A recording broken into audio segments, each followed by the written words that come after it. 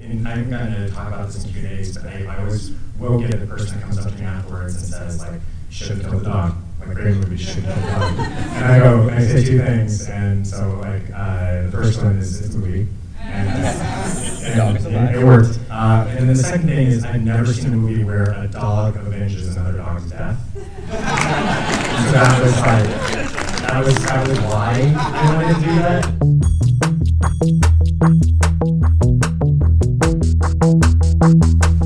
Good evening, everybody. I'm Caleb Hammond with Movie Maker Magazine. Can you please give a warm round of applause for Riley Stearns?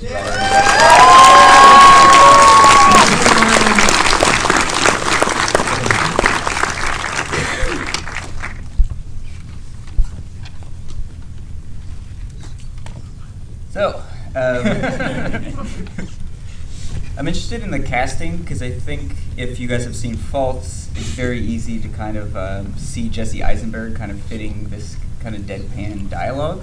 But obviously Nivola is great, and Imogen Poots, and kind of how the cast kind of came together and how you, what you discussed with them leading up to the film. Sure, yeah. So for those who don't know, my first feature, Faults, is a similar tone, but this definitely pushes it a little bit further. That one was a little bit more rounded, and Leland Orser is a great actor, and he was my lead. And I guess I'm drawn to the whole imperfect lead character who's got, I mean, for lack of a better word, faults, and that first scene always like kind of showcases those. With Jesse, he came on board after I'd kind of been looking at maybe doing something with somebody in their 40s. Like I just had it in my mind when I was writing the script that even though I didn't know who I wanted, I tried not to write with people in mind. I did have this idea that it would be interesting if this man was a little bit older and it was a little bit sadder that he didn't feel as much like a man. And it would be a little bit sillier seeing him in a karate gi next to kids and teaching a kids class eventually. And eventually, though, we started realizing that those guys just didn't really get it or were afraid of it or whatever it was, the role. But when we dropped it down and kind of put it closer to my age, I'm 33, it kind of made sense, and I started seeing it in a sense that it was like, it wasn't me, but I could kind of like, it's the most exaggerated version, like maybe down the road you could like, or not down the road, but like, yeah, I could maybe see a little bit of myself in it. And Jesse, the first person we thought of when I dropped the age down. And he read it over a long weekend, gave it to him on Friday.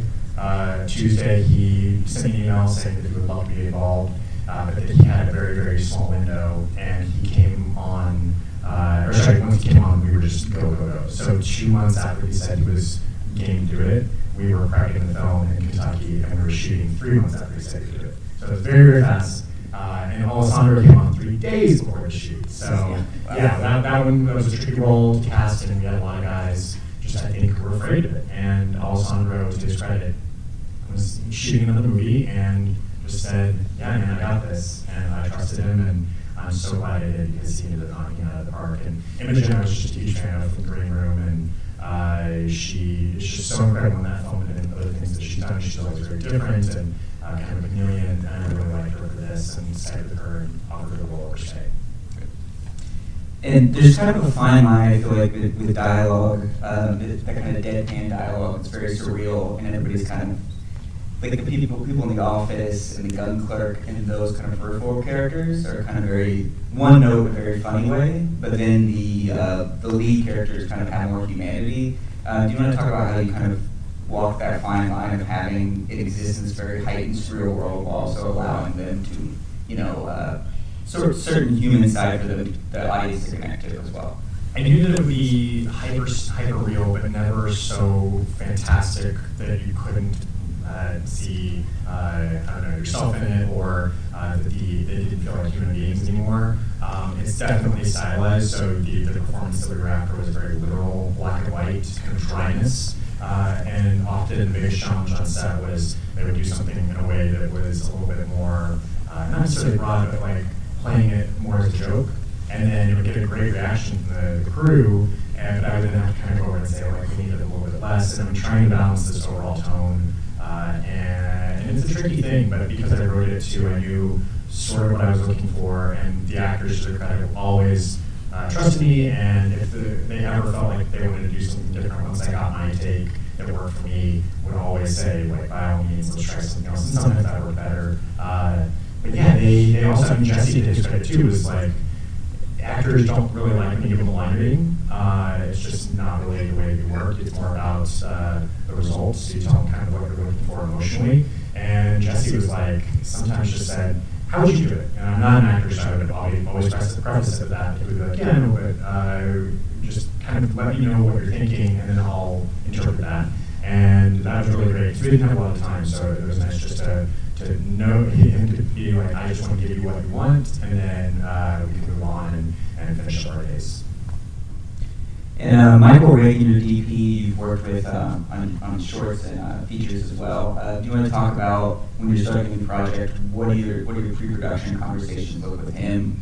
Are you guys watching films together? What are your influences? How do you kind of like begin a new project? How did you do it for this film? Mike is one of my closest collaborators, and my editor, Sarah Shapiro. They both worked on my two features, and with Mike, the very first person I showed the script to, and I think I actually pitched him the movie before I wrote it, but like via the outline. One of my favorite things is that he actually came up with the homoerotic massage scene. That's the only thing that somebody else came up with and said, you know, that would be really cool there. Like, there should be like a scene where the dude's just like get naked, start massaging. Yeah, that would be cool. And then somebody last night said, can you tell me why you put full frontal male nudity in the film, because it's making me uncomfortable? I said, exactly. I think you just answered your question. I worked very closely with Mike. He read the script early on, but he doesn't really give notes in that sense. We don't watch movies per se. It's more conversations about feeling, the mood, and I did send stills and references here and there, but for the most part, it was just like he kind of knew what I was going for, and I think if you read the script, it is very much what is on the movie and on the screen. Like there's no way that you can read it and not kind of see this. But I think Jesse and Alessandro both said that they were surprised at how closely they mirrored the script, because it's the one thing that they've read that was the closest to the script that they've ever kind of been involved with. And I think that's a huge compliment on my part, because I do want it to feel like blueprint. Like I want you to go with that and say, this is how it's going to look, this is how it's going to feel, that's how it's going to sound. But yeah, Mike and I, it's like a shorthand almost. And then on set, I could just kind of say, kind of thinking of 50 from about right here, and he's like, oh, I know what you mean. And then like pulls it out, and it's perfect. Like we have a very good working relationship. And if your script is more of a blueprint that you can really go to, that's got to be really helpful when you're only shooting for like 25 days. It's got to be like... Yeah, it's huge. I mean, Falls was 18, this was 25. 25 for a film where everyone's talking is not a lot of time on its own, but when you start adding in motorcycles and dogs and stunts and karate and then on top of it, tons of dialogue, it added up pretty quickly. And there were 2 days that were rough, to say the least, but we had a really talented little Kentucky crew that just was there and made sure that we got everything we needed. And I never left a day thinking, I wish I could have gotten like this one thing, but I had to drop it. Like I got everything I needed. Some things better than others, but that's part of filmmaking, and especially at the indie level, you do not get time to shoot things. But it worked out the way that I had hoped, and it's so crazy to me to see it on screen. I drive by because I walk down this theater weekly and see movies here, and just be here in front of all you people and be like, this is my movie on this screen. It's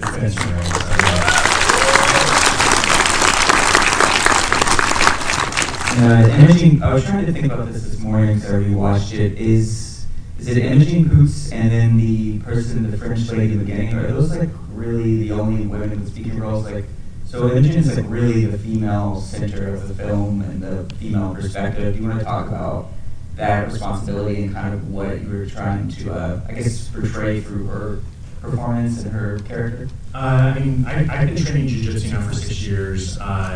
And it's really common in gyms to, even if you've got women in the gym, I trained with a big class today of like 30 dudes, and there were 2 girls. And there are other days where there's more, but it's almost always skewed towards men. But my gym also treats women like very well. So it's not like everyone's treated the same way. It's not like this where she's always fighting for her place. And I just really wanted to I don't know, just go super over that. The whole movie is very literal, it's very like over the head, like being over the head with everything that it's trying to say to a fault sometimes, but like that's what I was going for, and Imogen being the only woman was the only idea that I ever went with. Like I knew that was going to be the case, and I felt like it was a comment on not only gym like dynamics, but also like worldly things, things that we all experience in everyday life. That line too of so this is women's changing room. It is. It's the same in the men's way.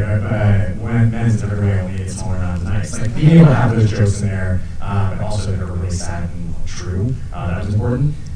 Imogen being the only woman in the cast, I knew since I knew that was going to be the case, I also really did go out of my way to interview the best female department heads that I could find, and my cinematographer, my gaffer, and my grip were all dudes, but almost everybody else in the department head position was a woman, and it was super important to me not only to find like women who were great, but like the best and better than the guys that I was interviewing too.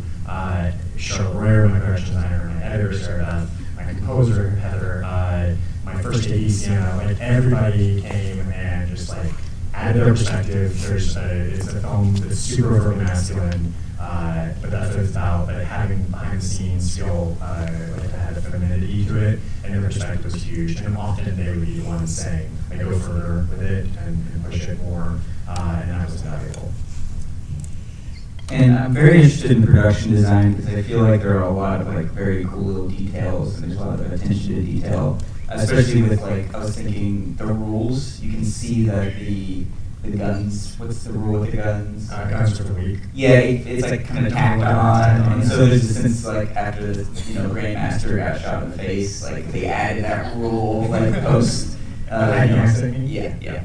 Do you want to talk about, your production design? Because I feel like with False and this, you kind of have an affinity for these like very, kind of, I don't know how to describe the spaces, but kind of, they're not drab, brownish. Yeah, very roll office spaces. Very brown. Yeah, I just also as an aside, I feel like I got the color brown for the film out of my head. Like that next movie is going to be different, I promise. Yeah. And then, and then the next movie also takes place like now. Current. But this film for me was about making something that felt more timeless, like it exists in its own world. So the tech in the film is very specifically very wide-ranging in the sense that it goes from tapes to CDs to a car that's from the 2000s in a Jesse's vehicle to everything in between. Like that was important just to feel like it's all over the place. No cell phones. That was a huge rule that we had. It just didn't never feel like our character had to explain why the battery ran out or why it didn't have reception. Because you see that in movies all the time, and it just takes you out of it, or at least it does me.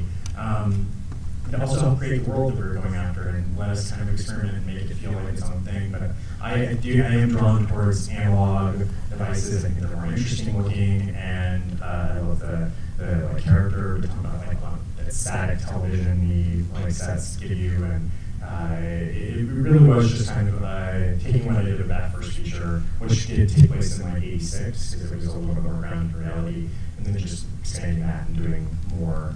But all those details, almost all of them were written in the script, and then there would be things here and there that Charlotte and Christine would come up with. I would just be like, I would write like one little word, and then they would change it and make it into something huge and like this incredible idea. Like the men's magazine was on paper, like it's a men's magazine, and it's got the sign for men is this name of it, and like it has this one page for this, one page for this. But then they made an entire magazine, and then I now have my living room on display that you can flip through. And there's articles, and it's like every article is actually an article, and like written for that magazine. Yeah, and it's super verbose. The person who wrote it, I feel like it was. I know his face, and he was one of the people who was always in the office, like working on a computer, but he just wrote these very verbose passages about what it means to have a wolf as a pet, and like how much better it is than other dogs. And those details you'll never notice, but they mean a lot when you're on set. And the actors can see it, and it's fun. Do you want to talk about this shift? To me, I feel like the film is kind of two halves, and then I think the moment when he starts to listen to heavy metal, punches his boss in the throat, is when it kind of gets a little more surreal, just kind of the montage, the push-ups. and then it kind of, it starts to go deeper and deeper into this underworld. From a screenplay perspective, like, how did you kind of structure that, before, after? Did you think that's sort of the turning point for his character? It's never that I felt like it turned more surreal. I think that the rules were always in place, like the answering machine saying, no one else left you a message, like very pointed. That's a surreal element, Yeah. and just like the way that he acts on people, and I'm kind of a couple other details that are hinting at that world. It's just those rules haven't totally been relayed to you yet. It's not that they don't exist yet. I don't like when a film tells you what the rules are and then at a certain point changes it, and then you have to recalculate your brain. It feels like lazy to me. I did have all these rules in place already, and it's just that we're slowly doling them out to you. The main thing is I wanted the film to feel more like a traditional sports movie where the lead character's beaten down in the beginning, starts building himself back up, has some obstacles along the way that he has to overcome, but then at the final battle or final game or whatever happens, and win or lose, he learns a lesson and wins, and in some ways should perform. And for this, I really wanted it to be like, you think you know where it's going, and then the second the arm breaks in the night class, the rug is pulled out from under you, and you don't. And obviously there are things that are reveals or are kind of like twists. A lot of those twists you're going to see coming because I don't really care about a twist as much as I care about how you get there and what comes after it. And often there will be, after the twist that you think you kind of saw coming, then there's something else that you're like, oh, I wasn't even thinking about that. Like the finger thing at the end of the movie comes to mind. But yeah, I like movies that don't say the same thing the entire time, but have a way in which they let themselves kind of turn into that slowly instead of it being a jarring thing. And I know that some people are going to feel like there's a jarring element to it, but I never wanted it to lose its sense of humor even as dark as it is. Yeah, I guess I wouldn't say that it's two halves. Sure, that it kind of speeds up a little bit, like it sort of just starts to get darker and more violent, like more open ways. It's the part of the film that becomes more fun for me. Like I've seen the movie a million times, and I watched it last night for the last time for a long time. But I did, and it's too many viewings of it now. But it's always fun to watch the last 15 minutes, and I still have to decide much, and it's really cool when people like react to the final showdown, and so that's always going to be fun. But yeah, it's fun for me to kind of shift. So it starts off lighter with elements of darkness, and then ends up darker with elements of humor. Like that's like the fun kind of twist that happens throughout the arc, I guess you could call it.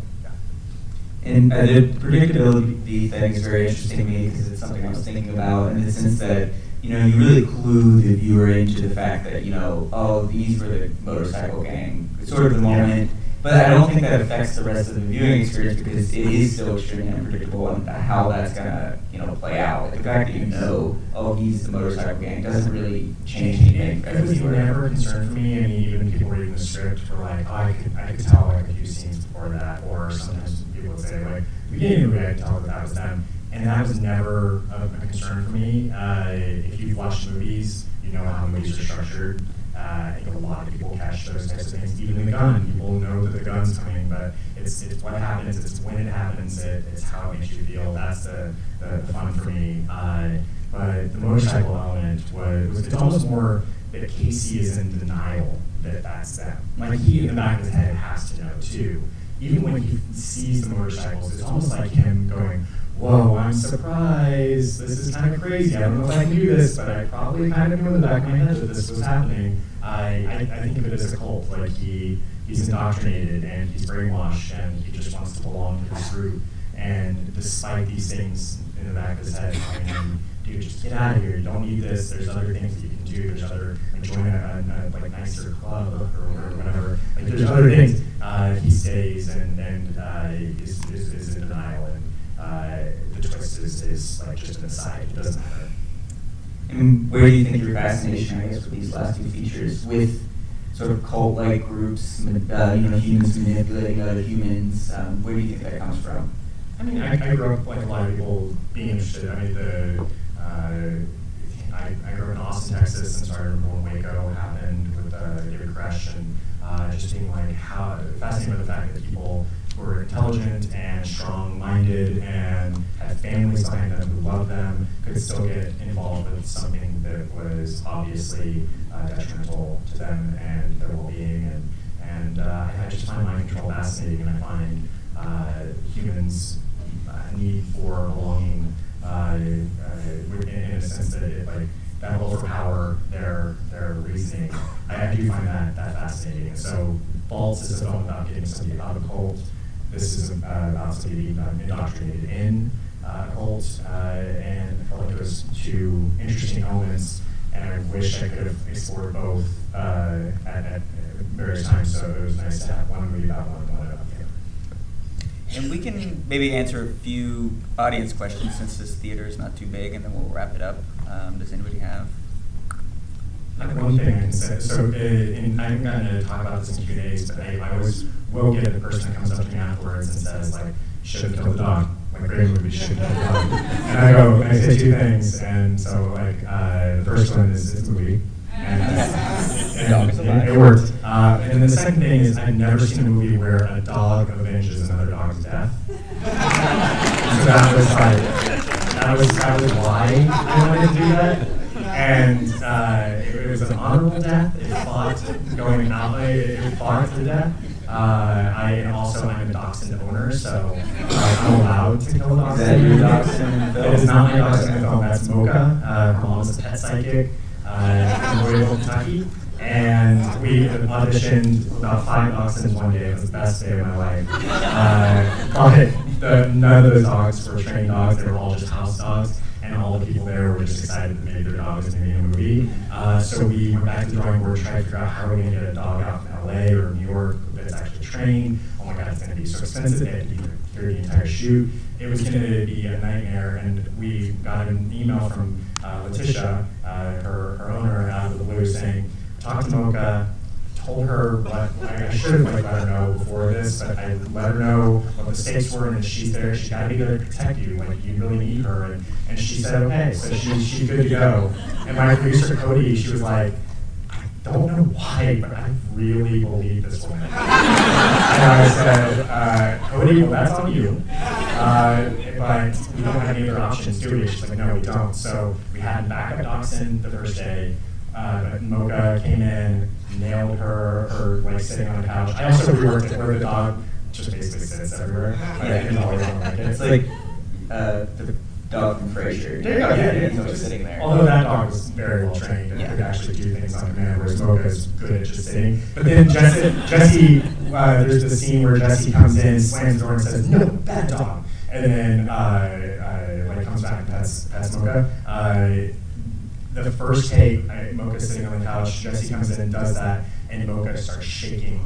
And she was so scared, and we took a break. We were like, all right, we gotta figure something else out. We cannot do that to the dog. And then there was obviously the Humane Society was there, and they were watching, they were like totally cool, but I ended up just holding Mocha, and Jesse would scream at the couch, and then I would very gently say, and then I would put her on the couch, and then there was no yelling anymore, and he would come back and just pet her, and she was totally fine. So finding those things because she wasn't a pro at this, but she ended up being a pro at the end of it. So long story about dogs.